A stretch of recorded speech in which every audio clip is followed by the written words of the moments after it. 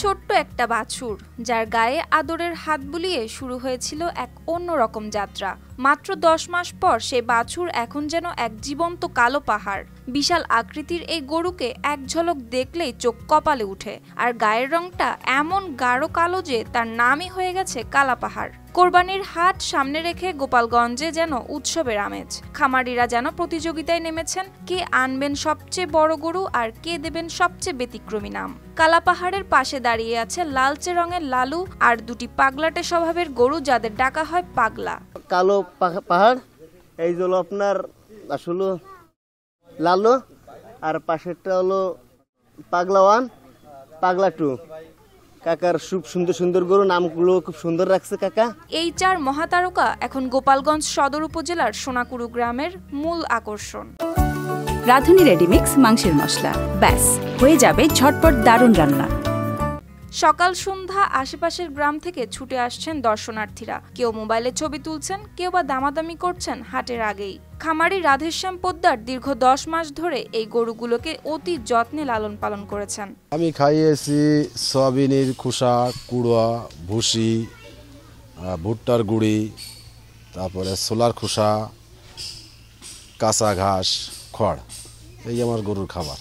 খামারি প্রতিদিন দুবার নিজ হাতে গরুগুলোকে গোসল করান। তার 4টি গরুর মধ্যে 2টি ফ্রিজিয়ান ও 2টি শাহওয়াল জাতের, যেগুলোর ওজন প্রায় 500 থেকে 750 কেজি পর্যন্ত।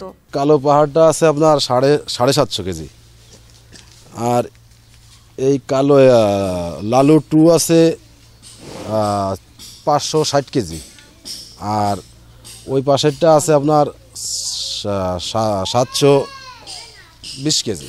ব্যবসায়ীরা এই গরু কেনার ব্যাপারে আগ্রহ দেখাচ্ছেন, আর খামারি দাম হেঁকেছেন প্রায় 4.5 লাখ টাকা। রেগুলার আমার খরচ আছে আপনার 2400-2500 টাকা।